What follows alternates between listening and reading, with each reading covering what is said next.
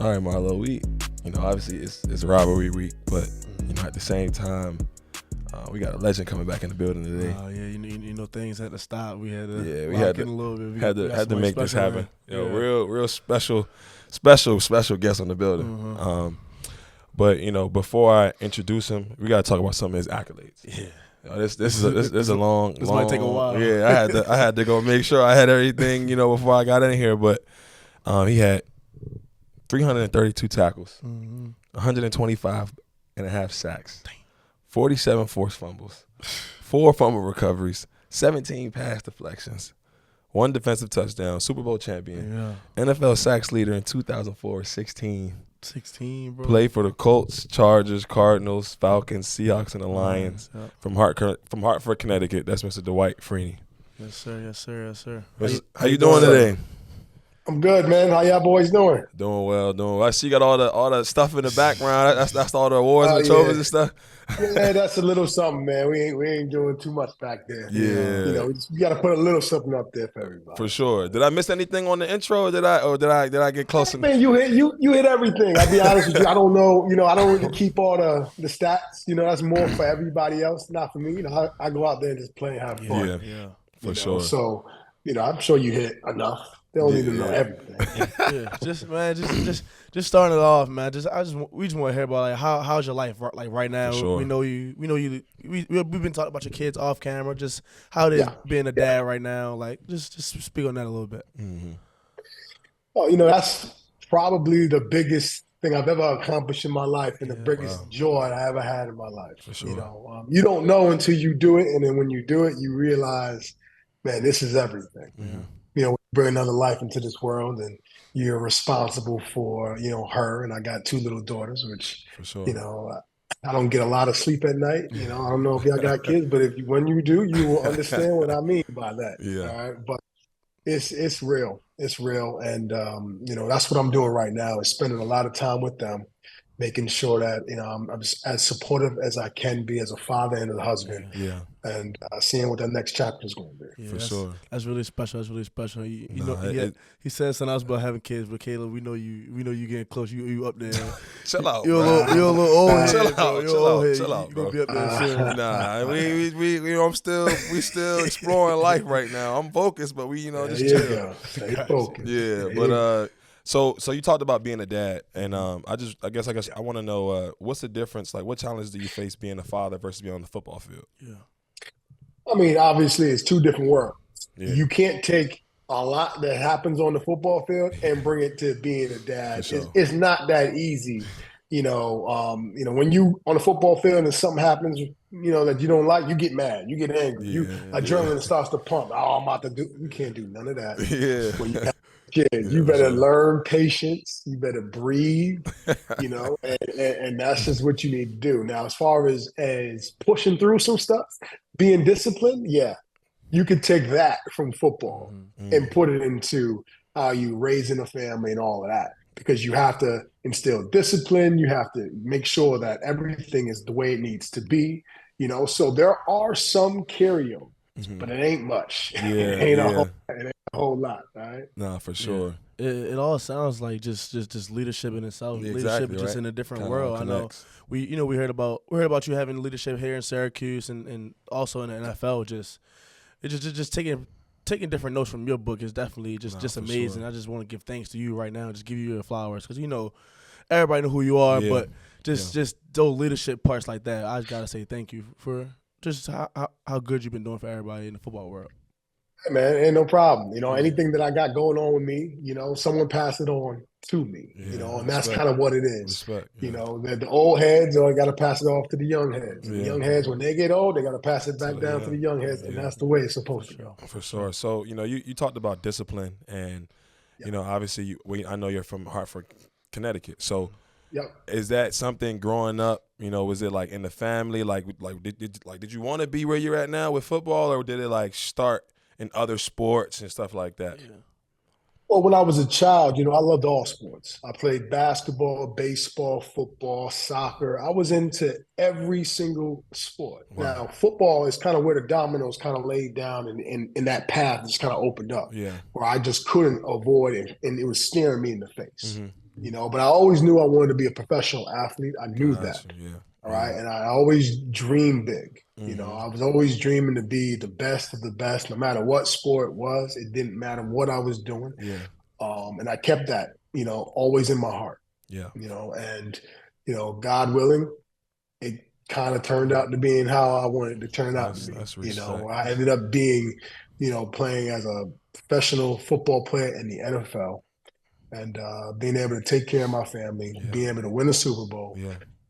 Those are things that stay with you forever. Yeah. But I never let go of those dreams from when I was a child. For sure. That's special. I think that's just dope to hear that. I played defensive line, and you don't know. I don't even. You probably don't remember, but we actually took a picture together on the field in 2019. You probably don't remember, but I was actually hurt. I was actually hurt on during that year, and you had came back during one of the games. I think it was the Clemson game, and we actually have a picture. Yep. Yeah, I still got the flick, but so we I'm gonna show you. We got a little bit of history, but obviously you played at Syracuse just like we did, and we aspire to get to the level that you got to. But I think I just want you to tell us, and especially just like for the young kids out there who want to be you, essentially, what are some of the things that we should focus on being a college player, being a college athlete, being a football player in order to stay focused on that goal, like dreaming big? Well, I mean, there's a lot of things that you can do. And I'm gonna talk to you guys a lot more when I come see everybody up For there. sure, yeah. But one thing is you got to remember you got to sacrifice, and certain things you can't do because you have to focus on your craft and focus on what you need to be doing. So on the football field. So if that means, you got to go bed a little bit earlier, don't run around campus doing whatever you got to do, whatever people do now, run around campus. You hear that, Lo? You hear that? You know what I'm saying? Like sometimes you got to sacrifice some of that stuff to stay focused on what you need to accomplish. All right. So I think sacrifice is one of the biggest things. And also, you just gotta, look at your life and where you are as a player and make a choice. Make a choice of who you want to be and stick to it. For sure. Be very specific on where you want to be and make sure that you do everything that you possibly can to get there. All right. Control what you can control. Yeah. All right. And those are all the things that, I got a whole long list of things I could tell you, but I would just say control the things that you can control and do those things to the best of your ability and let the chips fall where they may. It may not work out for you. Things happen. God may have a whole other plan for you. But as long as you do what you need to do and control the things that you can control, you've done your part. All right. But you don't want to be on the other side of that where you have regrets. And I wish I should have. And I should have studied a little bit harder on film, or I should have stayed a little bit longer in the weight room. You don't want to live that life because when it's over, it's over. There ain't no going back. That's 100. Yeah, that's real, man. Me and you right now, Kayla, we at that. We're reaching that point. We're reaching that point a little bit of our college careers. Yeah, in our college career. So right now, God's plan is everything. Like we don't know what the future may hold, so we gotta, like he's saying, we gotta sacrifice. We gotta just put all our chips in and just really lock in and just see where they fall. Yeah. But really, Mr. Freeney, I wanna take it back a little bit. I want to rewind a little bit and just get the. I want to know about the young Mr. Freeney. How was his upbringing up in Connecticut? How many siblings and stuff like that, and just I know we talked about you playing a lot of sports out there. I just want to talk about what was that little kid doing, running around the house and stuff like that. But just how was his life coming up? I mean, look, I was blessed to be in a 2-parent household. All right, so we had 2 parents there. Yeah, and I have Jamaican background, and for y'all that don't know, Jamaicans are very strict. Right? Let's just put it that way. They ain't playing those games. So, they did a great job of keeping me focused on just being a kid, but doing the right things, staying out of trouble as much as they possibly could. And I had an older brother, I have an older brother, and me and him used to run around the house destroying stuff. We playing basketball in the garage. We put a little fake hoop up. We playing wiffle ball, baseball in the backyard. We playing tackle football on the sideline crack, all types of football game in the neighborhood because we also grew up in a really athletic neighborhood. We had some other people that went, to the pros in basketball. Brooke Sales, Nikisha Sales. Nikisha Sales played basketball at UConn, and she, being one of the greatest scorers that ever played UConn basketball, Brooke Sales, her brother went to Villanova, ended up playing in the league for a little bit. So we were surrounded by a lot of athletes. And that was pretty much what I did most of the times, is sit there and figure out what sport I'm going to play today. All right. And you know what? If it's going to be football, it's wintertime, I'm playing football. All right. And it's too cold outside, I'm going inside playing some basketball. Yeah. So that's kind of what my life was as a kid. It was just literally just going from sport to sport, staying active as possibly. Because right now, if you look at it, a lot of parents, they want to put their child just in one sport. Yeah. You can only play football because I think that's what you should, what you're going to become. And I think that's a mistake. I think the kids should go out there and experience everything. There are things that you learn from all the sports, right, that you can bring to the game that you actually end up being a professional athlete in. So, do your thing, have fun as a child. And that's what I did. Yeah. And it kind of lined up for me the way it did. But I was raised by two great parents. Okay. That's definitely true, man. Just sure. Letting your kid go out there and play many sports is just learning so much stuff. My parents did that same thing for me. Yeah. Like I went out there trying to play baseball. Man, I couldn't do it. I couldn't hit the ball at all, man. I couldn't. But it made me get right and realize that baseball wasn't for me. Yeah. So I think it's important to do stuff like that. Play multi sports. Just see where the chips may fall. You know what I mean? But we got to talk about your Syracuse career. Obviously, I walk past the hallway. You're up on the All-American wall. I see it every day. I see your picture, and you're one of the captains during your time here as well. So, I guess I want to know why Syracuse. What did you have other options on the table? Do you feel like it was the best fit for you? Like, just why'd you pick Syracuse? Yeah, I mean, there's a lot of reasons why. For one, it was far enough from home, but close enough where I could get back to. Yeah. Okay, that's first. You always want to get away, but you don't want to be too far just in case you need something, right? Yeah. I think also the mentality of the players when I had my visit, it was very similar to how it was in high school for me. They were very aggressive. They was ready to just bang head. They was ready to go out there and kill somebody. Sure. That's what I was used to.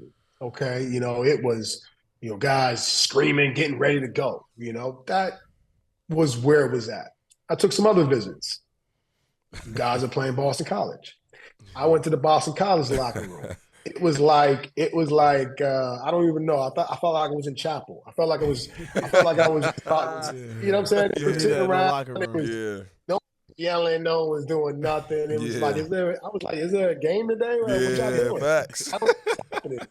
I had to get out of there. Yeah. All right. So, there was other schools, actually Penn State, Notre Dame, those are schools that also recruited me. But what's funny is Penn State stopped recruiting me because they said I wasn't tall enough. They said, you know what? You're not 6'4". I don't think you can be a defensive end. How about this? You give us a call if no other schools give you an offer, and maybe we can have you walk on. That's the type of stuff I was getting at some point. And I always like to throw it back in their face every single time I see anybody who went to Penn State or any recruiter that was recruiting me. Like, oh yeah, you were the school that didn't think I could make it. You thought I had to switch to a linebacker or something like that just because I was 6'1". I mean, look, all I keep telling these people is this: if I was playing basketball, blocking shots, grabbing rebounds, yeah, sure, 6'4", 6'5", 6'6". This is not what this game's about. For sure. If I am knocking down passes, that means something's wrong. That means I'm not getting to the quarterback. All right. I don't want to have any pass deflections. If I'm having a pass deflection, that means that I didn't beat the brakes off my offensive tackle. And All right. So that's my mentality. So for me, I just kept that with me, a little chip on my shoulder. I was just going to ask you, but it seems like, even hearing you talk about it now, it seems like that still kind of gets you a little, you know what I'm saying? Still kind of gets you, still kind of get you a little fired up. You know what I'm saying? It's never going to leave them. Was that? Because I hear certain players say they don't like saying they had a chip on their shoulder, but for you, did it motivate like it gave you an extra edge, like?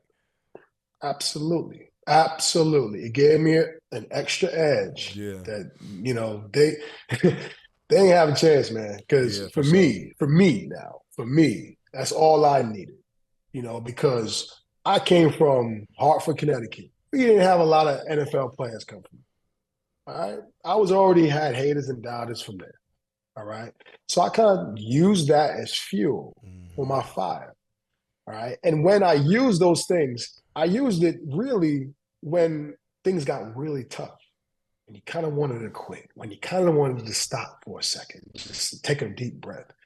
When you're training, you're working, getting ready for the season or whatever it is, when you have to do an extra rep on a squat, just remember all those people who said that you didn't belong here.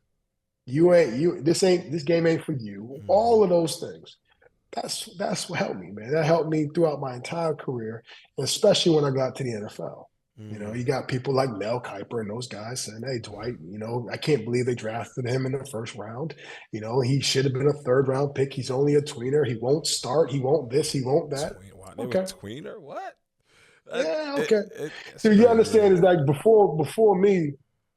I understand it from a standpoint now. I do understand it because before me, they didn't have guys like me play the defensive end. There was no guy like me.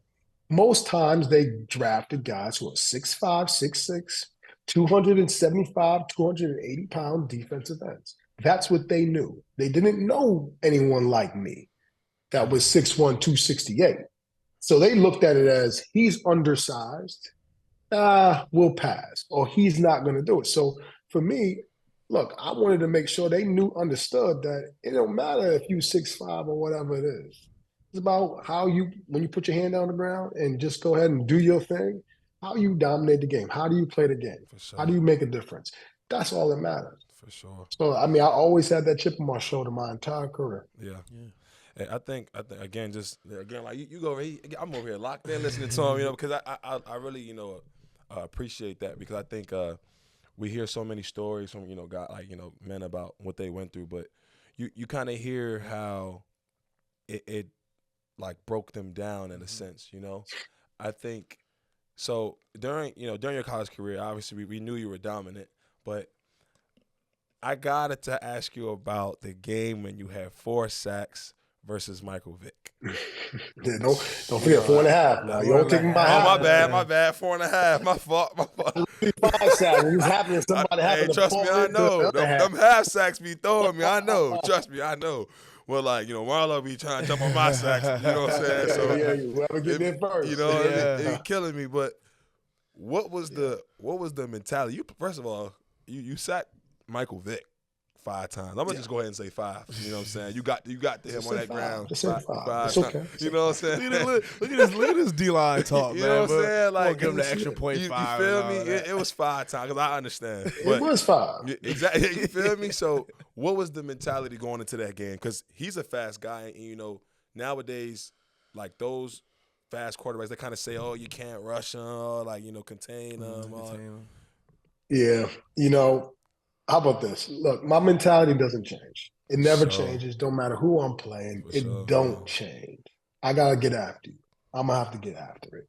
Whoever's in front of me, whoever's aligned in front of me, my thing is I bring myself, when I get in my stance, when I say, okay, I'm coming out of my stance like I'm coming out of the gates. Like I'm a rocket, like I'm a bullet, like whatever it is mentality-wise. All right?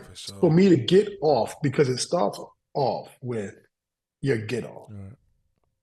Everything else, the moves that you want to do, all of that stuff is secondary. For sure.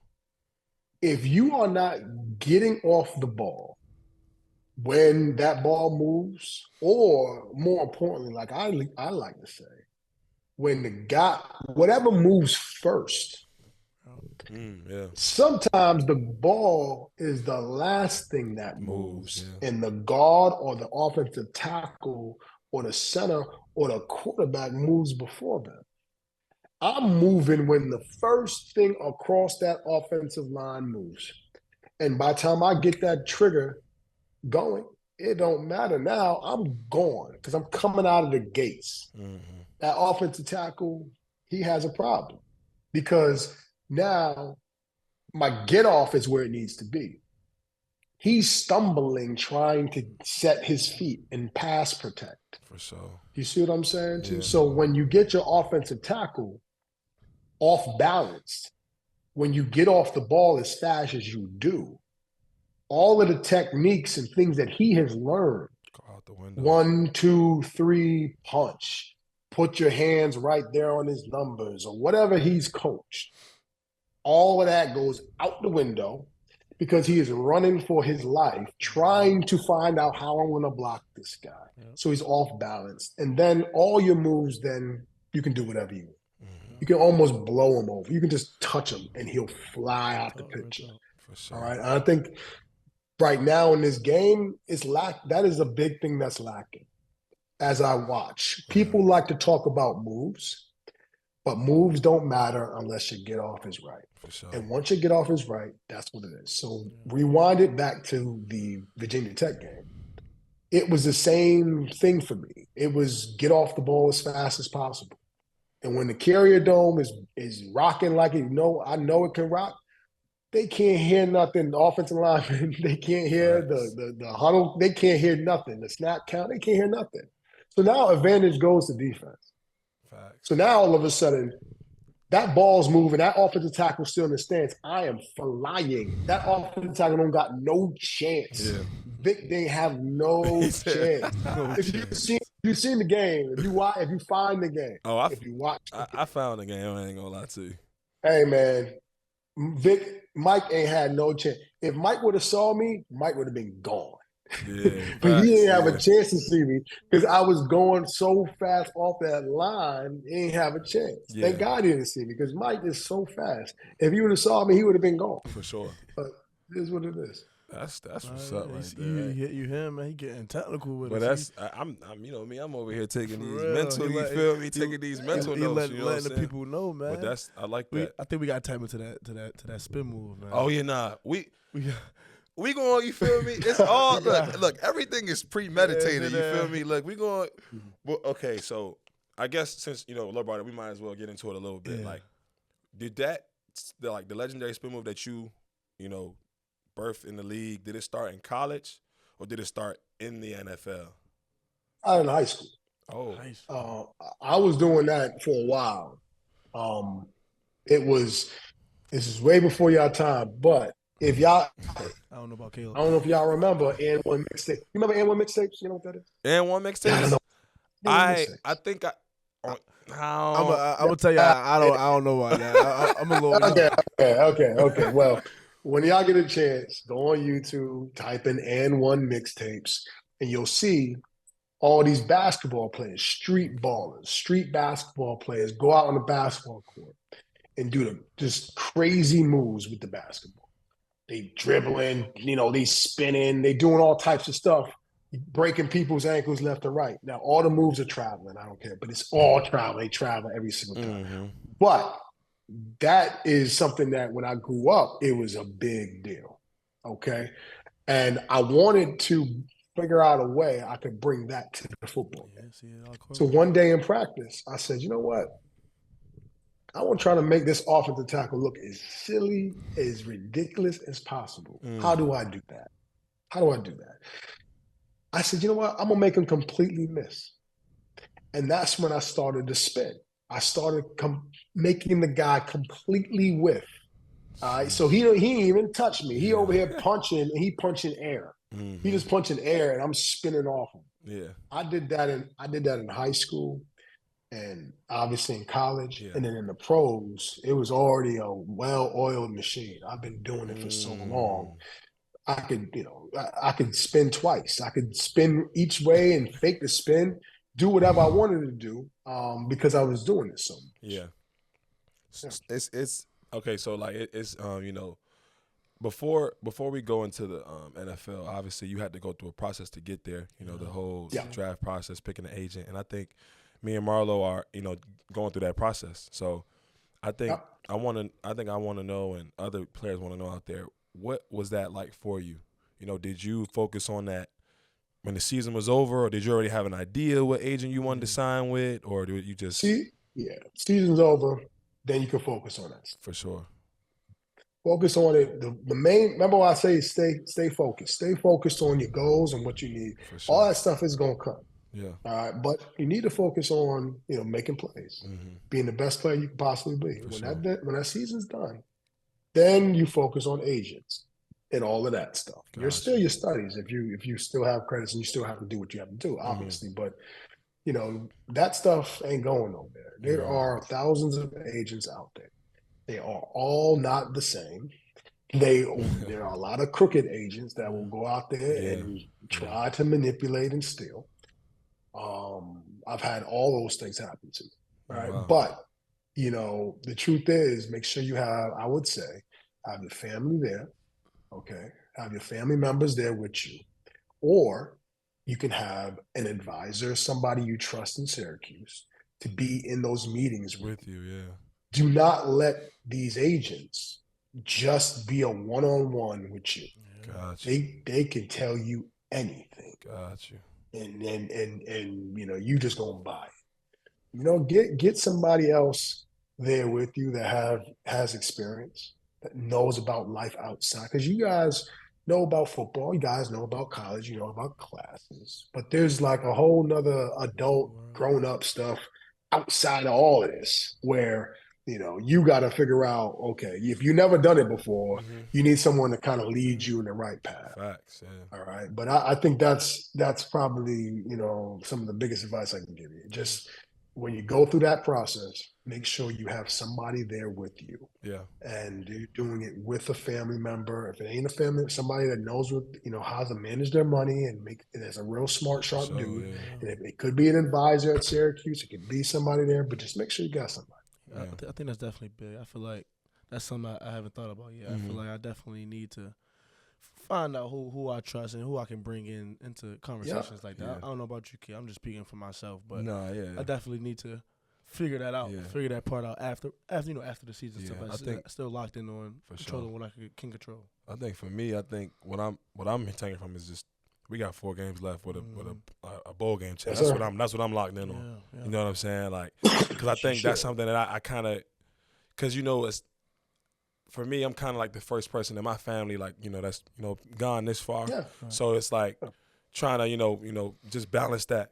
Just understanding. Okay, do I tap into a little bit, or do I just? So that's why it was good for me to like just get wanting that information, understanding like what, let me just focus on the season, because that's what I did. Focus on the season. That stuff ain't going nowhere. And I will also say that, look, your advisors or whoever's at Syracuse, they deal with a lot of agents year in, year out. Their agents are either contacting them to figure out how to get in contact with you. They've been other places. They may have heard some good or bad things about certain agents and all that stuff. They are a resource that you need to tap into. Gotcha. Your parents and your family, if you came from a family like mine, they had no experience in that stuff. Yeah. They really didn't. They had my best interest in mind. Yeah. Okay, but some of the stuff they didn't have experience with. And you know what? The agent or whoever could have sold them on some BS potentially. You know what I'm saying too? Sure. So it's not bulletproof, all right? But it's going to help you stay away from some of the people who are obviously trying to hurt you in an obvious way. So just bring somebody there in that meeting with you that you trust, that you think that they know what's happening. Yeah.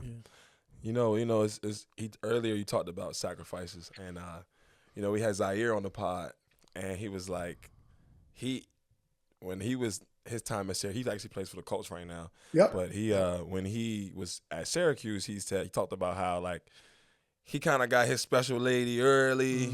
So I gotta know, like, did that help you? Like, was just like one person you was focused on, or was it like you ain't deal with nothing until I think it is all different to each individual, in whatever situation you in. Yeah. Okay. If you just straight up bachelor running the street single, and I'm going after that one, all of that stuff. Look, it's fun. I swear it's fun, but it can be a distraction. Yeah. Okay, I'm gonna tell you straight up, it can be a distraction. Yeah. Some people, they got no problems with it. All right. Now, for me, I had one good one, and I was with her the entire senior year. That's Okay. respect. So I wasn't running around doing all of that stuff. Respect, So it was easier for me to focus because I wasn't trying to, do all of that. Yeah. And then, you know what I mean? But it wasn't planned. It just happened to be what it was. For sure. You feel what I'm saying too? For sure. But that doesn't, but remember, what's most important is what you do in these next 4 games. Trust me when I tell you, when you're talking about ladies and women, there's going to be plenty of that in your lifetime. Yeah. It's going to be there. You feel what I'm saying too? That time to do whatever God, those kids want to do, or what those guys want to do, or whatever y'all do, it's going to be there. Yeah, all right? For sure. Just focus on what you're supposed to be focusing on, okay? Because what you're focusing on now, those 4 games, when it's over, it's over. Sure. And you can't go back. It ain't like when you were dating that one girl and, you tell her, look, it ain't working, or she tells you, I don't want to mess with you no more, you're a dog, whatever. And then be like, whatever. Guess what? 3 months later, she might come back around. She might say, you know what, I was tripping. I don't know what I was thinking. You know what? I love you. I want to be with you. Well, guess what? You got a second chance there. You got 4 more games. No more chances. Put on display the best representation of yourself for the world to see, for the scouts to see. For sure. It's the most important time in your entire life, not just college. This could be life-changing for you. For sure. For real. Yeah. You're talking about changing your life, your family's life, and your community's life. It's going to change everything for you. So that tells you the magnitude of what's happening here in these next 4 games for you guys. All right? That's facts. Focus on those things. The girls, it's going to be there. I promise you it's going to be there. Yeah, that's facts. I think I want to hit on a little bit about, I know we both talked about this is how our family's never been around something like this. Yeah. Nobody ever made it this far. Yeah. So I want to speak on when you first got into the league, drafted first round, which is congrats about that. But just how did you handle? Was it a lot of family members, a lot of family and friends back at home, Connecticut, coming towards you with open hands, or just because I feel like with me that may happen. A lot of people may feel like they deserve more than what they actually deserve. You're 100% right. Listen, you're going to have people in your life, and you'll realize this, God willing, if you get to a point where you actually come across a whole lot of money, it is inevitable that you will have some type of person within your life with their hand out. It's just what it is, right? It's just kind of baked in the cake. It's kind of, especially if you come from where you guys are probably from, and where we didn't have a lot of money where I was from. Yeah, that's right. So people, they felt like they made it, and they kind of did in a way, but not in all ways. Yeah, you know what I'm saying? You know what I mean? I ain't make it that way. We all able. I ain't. You know what I mean? So that's just what it is. No, fact. So I think that you have to have awareness for yourself to protect that, all right? And understand that, they're excited too, all right? But I'm trying to tell you is that there will be people who are having their hand out that don't understand what they're doing because they just see it as, he's rich, we boys, yo, I need to hold something. You know what I mean? Like you know what I mean? Like, could you let me just hold on, I'll pay you back. That's coming. All I'm going to tell you is make sure, which worked for me, you get a financial advisor, okay, that you're working with. So you have your agent, right? And you have a financial advisor. Yep. Financial advisors usually work at the banks, okay? And they set budgets for you. Budgets. They set a budget. How much you're going to spend. Whenever you have a friend or a family member asking you for money, just defer to the advisor and just say, look, I would love to, but I'm on a budget. I have a financial advisor, and this is what he's saying that I can spend per week, per month. I can't go, whatever. Or you can have them be the bad person. And say, reach out to the and people. Say, you know what, just contact, my financial advisor and then see, and maybe something can happen, but I don't know if anything can happen. And then, let them know. And then you call the advisor, say, I don't care who it is. They ain't getting done. Tell them no, I don't care. So you can do it that way. All right. But I'm just trying to tell you is that it's coming. It's inevitable. Just you got to prepare yourself. For sure. I'm bad. I know you're going to say something. I just want to say, with like you say, homies or like your friends, them coming with open hands, and that they might not know what they're doing. How did you handle, like, did that cause for you to look at them different, or how did that go? Well, look, the truth is everybody's struggling. Usually when you're from places that we're from in a little bit, it's a common thing, and you can't help out everybody. Yeah. You just can't. Because, if you give everything you got, you ain't going to have nothing. Yeah. And you got a future family and you got family you got to take care of. That's facts. Right? So, listen, there are probably going to be some situations that are going to be extreme, that you're going to have to make the decision to say, okay, this is my boy that I grew up with from day one. This is like a brother to me. And he is in a real tight fix right here. And he may need a little help. Okay. My suggestion, and you may not want to give him exactly what he wants. So if let's just say he's looking for $2,000 for whatever it is. I don't know what it is, but whatever, it's an emergency.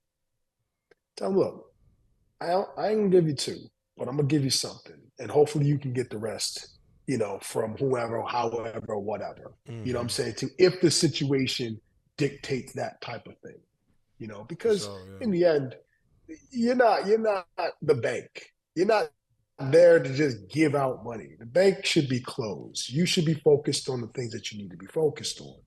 You feel what I'm saying? But those things may happen. And if they don't understand that, and they looking at just like, how could you do that? You made all this money. Then guess what? You should probably take that type of dude out of your circle, because he needs to understand that he didn't do all what you did to get what you got. You feel what I'm saying? Yeah. And yes, you want to help out and your heart is there, but you got to understand your mind has to be there as well. And you got to make the right decisions. So you got to do what's best for you and your future family and your future self, and store and put money away for the rainy day. When you retire, God forbid. Understand that NFL careers usually only last 3 years. Average career of an NFL player is 3 years. You're not going to make enough money in 3 years for your entire life. It's not going to happen. So understand is every dollar that you get, you really need to be saving those dollars and not giving it to nobody, because you don't know what's going to happen. And we play the most violent game there is. People dropping like you could get hurt second after your first year. So whatever you have saved, that's going to be what's going to help you get whatever new job that you're going to have to get. I can't tell you the horror stories I've heard of guys who didn't graduate college, left early for the NFL, thought they had it made, got hurt in their first or second year, didn't have money to go back to college to finish their college degree. So you have no degree. Yep. You got no money Yep. because you took all that money and did whatever you had to do. And then you were in a real bad situation. All right. So God willing, if you guys get an opportunity to go to that next level and you start making some money, save that thing for a rainy day. Promise. Nah, I for promise sure. you it's going to be worth it. For sure. You know, just that everything. I think every right there is just, again, I'm over here just writing stuff down in my head. You know what I mean? But I think just getting back to football. What was the biggest what was the biggest transition from college football to NFL football for you? I think that's a long time ago for me. I think the biggest thing is I was always quick and I was always fast. So I always had that, right? But your athleticism doesn't take you everywhere you need to be in the NFL. When you're in the NFL, everybody that you play against was the best of whatever year they happen to come out. For sure. So if you think of the best offensive tackle or whatever offensive lineman that you're facing now, that NFL player was probably a heck of a lot better than that guy that you're playing against right now. And not only that, you guys have how many years experience? 4 years in college now? This is your 4th year, right? Yeah. You got NFL players who have 3 times as much experience. 12 years. They have played 3-4 college careers. That's 100. You feel what I'm saying? Yeah, So you got guys in their 12th year. That means they was playing football for 12 years before you even thought probably about even thinking about playing in college. Yeah. So you gain all that experience as a player. You get better as an offensive tackle. So that means your techniques and your fundamentals for those guys are going to be sharp. That means your athleticism is not going to take you everywhere, which means that the adjustment for me was making sure that I got my technique and my fundamentals, how I want to put my hands and how I wanted to spin and all those things. I had to get that up to speed with what I'm seeing now. When you're in college, you can get away with stuff just because you're stronger or faster or quicker. Mm-hmm. When you get to the pros, it ain't going to be like that. You got guys who just gonna grab you like this. If you don't got it together, you're gonna look foolish. Yeah, that's 100. So I think again, that's just it's dope again. I'm D-line, so I'm over here just thinking about all that stuff. And so when was the year in the league where you just like in your mind, in your spirit, you knew like, okay, I got it now. So I think I hear guys say that all the time. Like they say like I hear them say all the time in college they got away with a lot of stuff. They was bigger, athletic, stronger. But for you, it was like, when was like that time in the league where it was like, all right, I got it now. Like I think I'm here. It was probably my 2nd or 3rd year. I would say I would probably say my 3rd year. But my 2nd year, it started to come together. Now I was blessed with having one of the best defensive line coaches of all time. John Turling, he coached a lot of Hall of Fame guys. Wow. Yeah. And I got blessed with just the knowledge of how to play the game the right way. I had an amazing head coach in Tony Dungy. He allowed me to do the things that I wanted to do, and didn't handcuff me as a player. For sure. Okay, which is important. So with all of that, it allowed me to just kind of lock in early. All right. And I think by my 3rd year, 2nd, 3rd year, I felt like there was nobody out there that could stop. So that was my mentality. That's how I felt. And I wanted to put the fear of God into any guy who's going to block me. So by the time my 2nd and 3rd year, I got double teamed 90% of the time. They were not going to allow me to get a one-on-one block with the offensive tackle. Yeah. And if they did, the ball was coming out right away. Right away, yeah. All right, right away. Because if it wasn't coming out right away, I was on somebody's ass. Yeah. Did you heard the word he just used? You said it's important to not be handcuffed as a player. What can you break that down a little bit? Because I think we understand what you mean, but for what you know, people who are watching, they don't really understand what that means. Well, like I said, I was blessed with some great coaches that understood that the coach ain't out there playing. For sure. Okay. For sure. It's the player. Okay.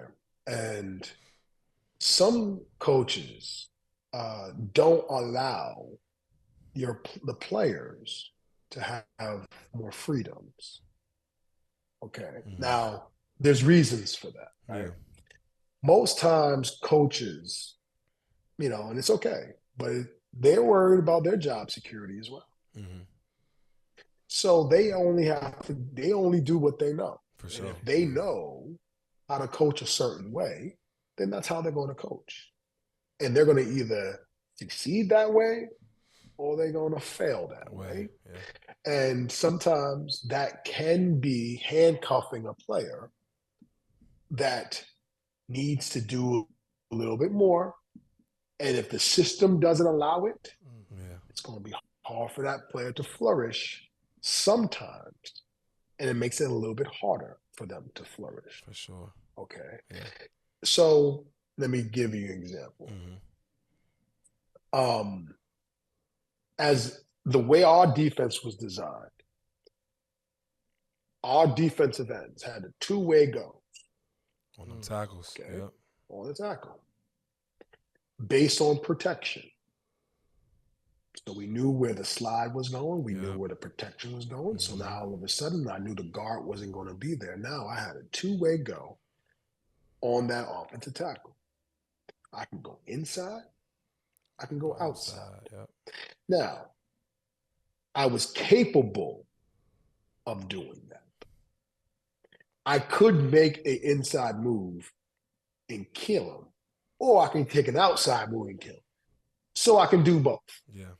If you're not capable of making that inside move deadly, then no coach is ever going to give you that freedom to do that. Mm-hmm. And they're going to say, nope, you can't go inside. So that you can break contain, the quarterback can break contain and da-da-da-da. We didn't have contained. There was no such thing as keeping contained when we played. Yeah. We just went out and got it. Now, that being said, the way we played was I used to make the defensive line calls during the game. So I would tell the D tackle what to do. I would tell the other D tackle what to do. And I would tell the other defensive end to do. On third down, long pass situations and 2-minute situations, I'm making calls like, you know, doing certain things with my helmet, doing certain things with my hands, letting them know, I want you to rush outside. I want you to take an inside move. I want you to do this. And it can also cover the things that I wanted to do. I had another dog on the other side named Robert Mathis. Yep. Straight dog, yeah. So I know what I'm doing. I know what Robert is capable of doing. So I tell Robert, I say, look, I'm going to spin inside. I tell him, I say, hey, listen, I got the two-way go. I'm going inside. I already know when I tell him that, I know Robert's going to say, I'm going to go high. Yeah. Now, boom, I make the inside move. If the quarterback happens to see me or decides to break contain, guess what?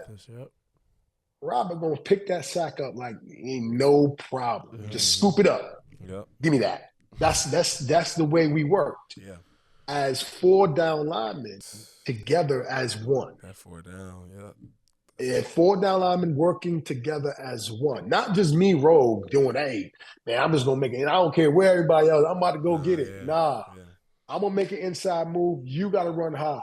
If you make an inside move, I'm going to go high. We got this thing coordinated. Yeah. You feel what I'm saying, too? And that's the way it's supposed to be. Yeah. But I would say this. You have to develop your game. We all say, you know, you have to have a repertoire of moves. You have to have a lot of bullets in that chamber. You better have your moves, because if you don't polish your game and you just got one thing that you do, shut that down. You're gonna struggle. Yeah. You're gonna struggle. I'm gonna tell you right now, you're gonna struggle. Yeah. So that's when I go back to the sacrifice. Mm-hmm. Yeah. The things that you need to do to get yourself ready. That means you got to spend time working on your game and your craft when you get an opportunity to. Because if you do that, it's going to change your life.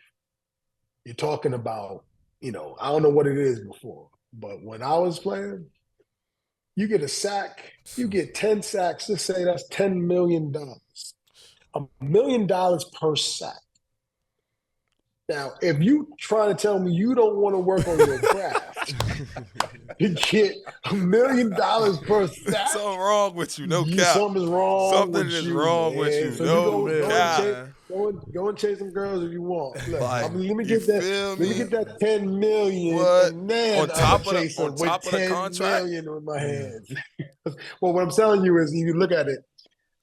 If you get 10 sacks a year, all right. Back when I played, it's way more now. But back in my play, if you're making 10 sacks, you get 10 sacks a year, you're gonna make $10 million a year. Damn. At least that. Now, you'll probably make $18 million a year. So you're trying to tell me that everything's in front of you. Everything's in front of you. You have all the resources, you have all the opportunities to get yourself better, to work on your craft, to get yourself to where as though you can take care of yourself, your family, you can live out any dream, you change the history of your name. Yep. Just if you sacrifice, just if you really focus on your craft and get right. That's what we're talking about. Yeah, so that's brings it back.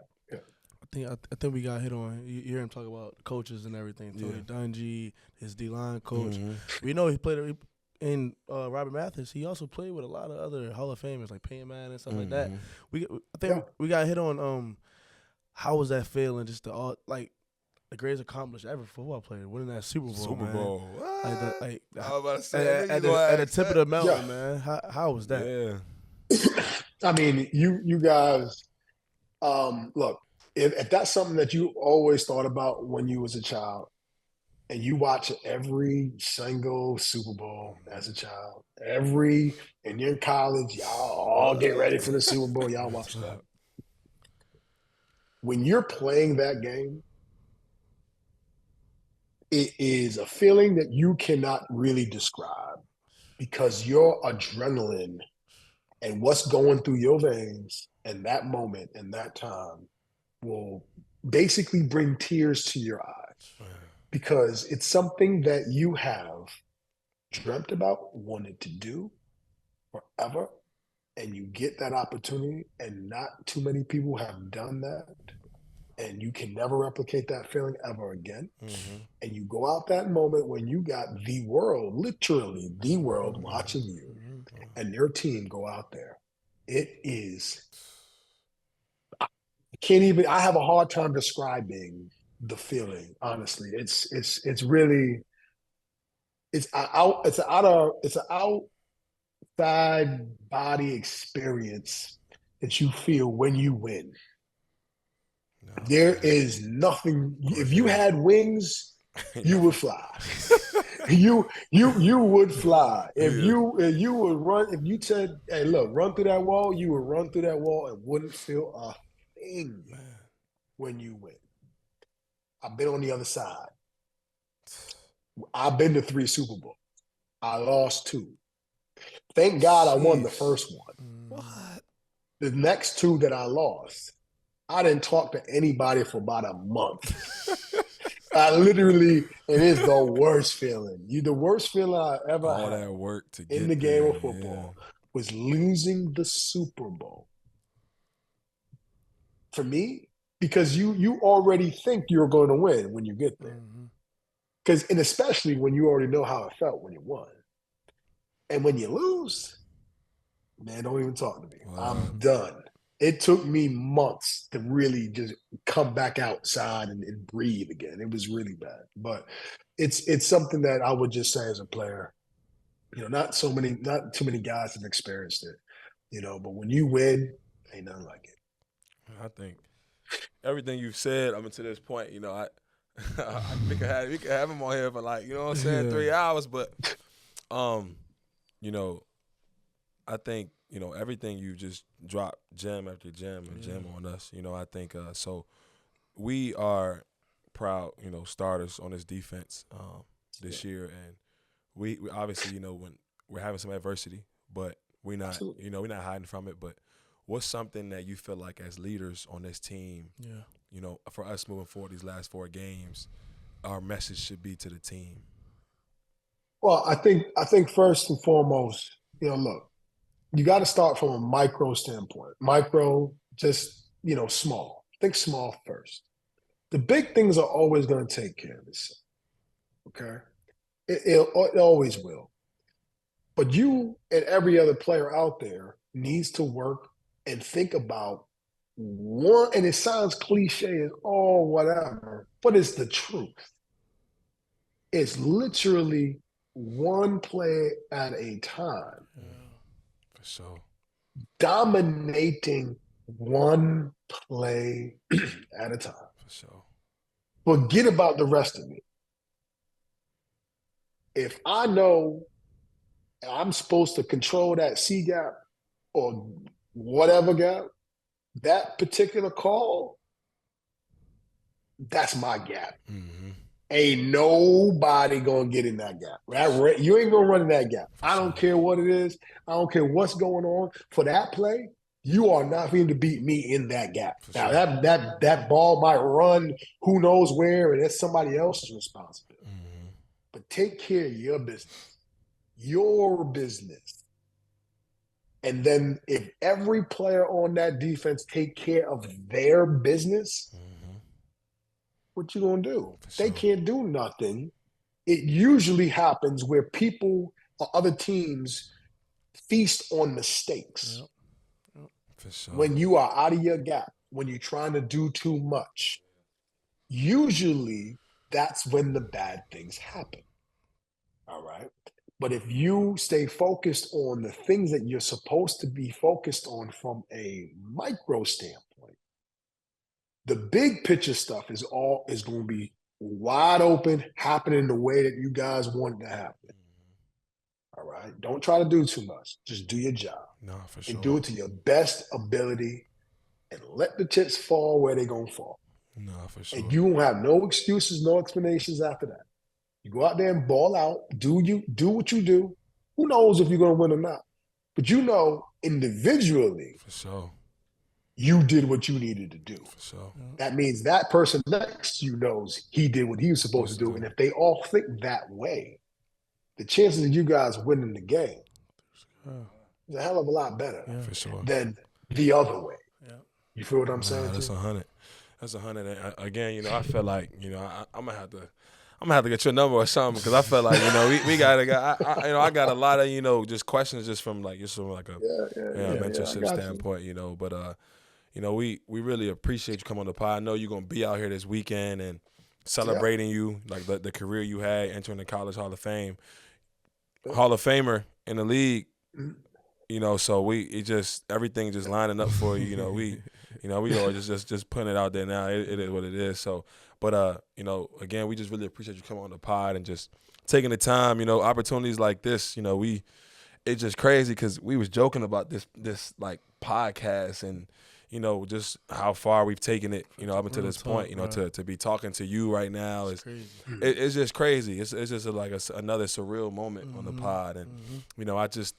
Again, thank you for all the gems, and I when you come up here, just know we gonna be. I'm gonna be trying. Actually, It is what it is. You know what I'm saying? I'm gonna be out there. Don't worry about it. Y'all ask me whatever questions y'all need, and like I said, all this knowledge, anything that I have, I can't play no more. I probably could play, but the play gonna be called a pulled hamstring and a pulled quad and a messed up back. That's what's gonna happen to me. Yeah, for sure. But I can't go out there and do what I do. Yeah. So I got all this information, man. I got all this knowledge. Yeah. I gotta share it. That's what one guy, Bruce Smith, and I hope you guys know who that is. Bruce Smith. My dad's father played with him. Yep. Okay. There you go. So Bruce Smith, he great, one of the greatest defensive ends that ever played the game. He told me when I was a youngster, look, all this knowledge isn't for me to hold on to, it's for me to share. Mm-hmm. It's the same thing here. That's what it is. That's 100. That's what we do. Man, I just want to say, man, we just gonna continue giving you your flowers, man. You mean a great thing to this university, to this program, man. We just want to continue to give you your flowers, man. We appreciate it, and thank you for coming on. Everybody, this is again legend Dwight Freeney. Yeah. We just thank you again. Yes, sir. Appreciate it. Hey, man, thank you for having me. Y'all boys take care. Of course, appreciate it. Thank you.